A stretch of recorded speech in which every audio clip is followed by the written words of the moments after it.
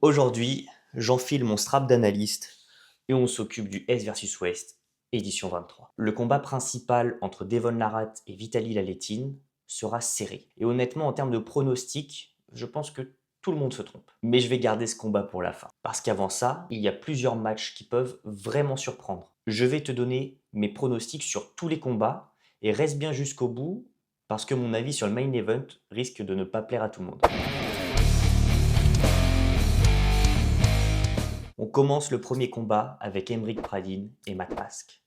Match super serré, mais pas pour les pronostics apparemment. 89% pour Matt Mask. On parle là du seul français, Emric Pradine. Matt Mask est très dangereux en top roll, surtout au départ. Mais Emric Pradine est solide et il a beaucoup de contrôle de la main, et c'est ce qui peut casser le rythme.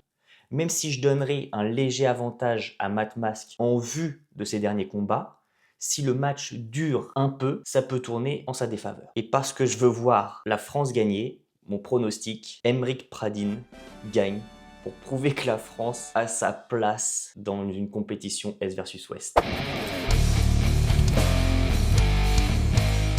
Le match suivant intrigue encore plus. Arcona Leonidas contre Brian Shaw. Vous voyez Brian Shaw gagnant avec 70% de vote.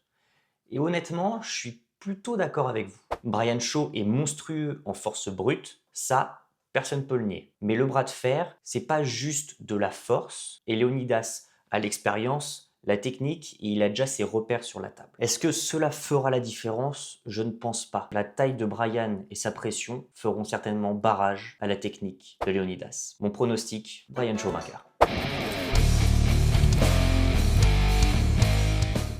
Samuchia contre Teliatnik.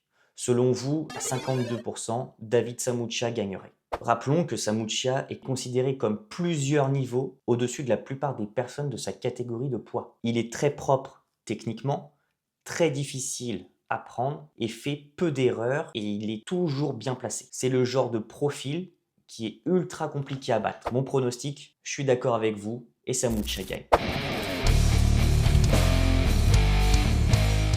On monte maintenant encore d'un niveau avec Shafi contre Matyushenko. Shafi vainqueur à 59% sur Est versus Ouest. Ça, c'est un vrai duel de puissance. Shafi est revenu en grande forme selon ses déclarations et celle de Devon. Il excelle en side pressure et pour empêcher le hook. Matyushenko, lui, c'est un hooker. Très technique et puissant, mais à droite, il est moins dominant que sur la gauche. John Brezenk et Devon Larratt penchent d'ailleurs pour une victoire de Shafi. Un match dur, mais le champion gardera sa ceinture. Mon pronostic, je suis d'accord avec les votes et les experts, Shafi gagne.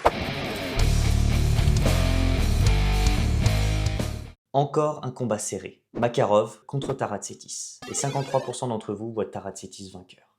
Là, on est sur un rematch très technique. Makarov a déjà battu Taratsetis par le passé. Il est champion en titre et il est très complet. Taratsetis, lui, est fort et a un gros contrôle de la main. Franchement, je pense que ça va se jouer sur des détails, mais Makarov semble avoir l'avantage technique et l'endurance. Mon pronostic, Makarov devrait gagner ce combat.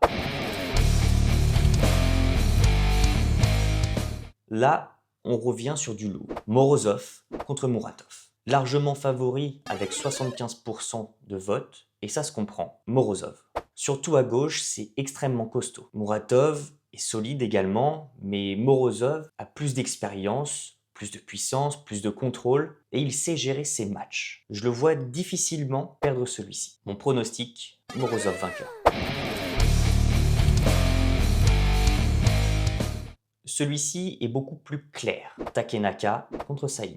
69% pour Takenaka selon la communauté Est versus Ouest.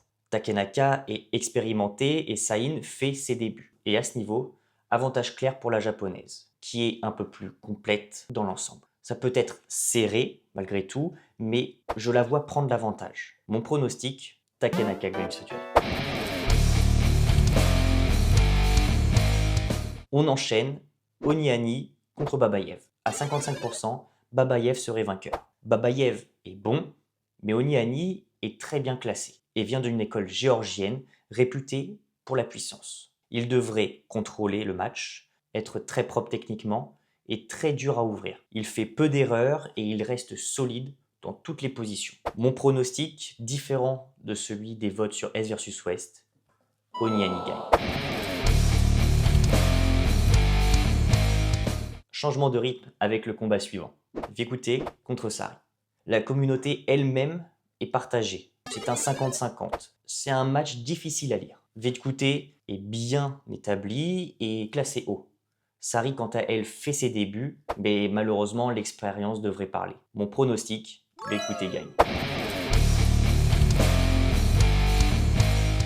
Avant le gros combat principal, Boardman contre Rohrbachen. Boardman est favori avec 68%. Match entre deux grands gaillards très puissants.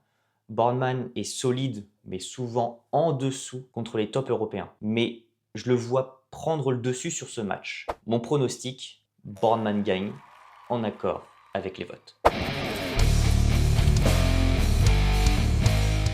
On finit très fort avec Larat contre la Lettine. Selon vos votes, Devon gagnerait ce combat à 73%. Devon est un grand personnage, il est ultra intelligent, il joue avec la main et il fatigue ses adversaires.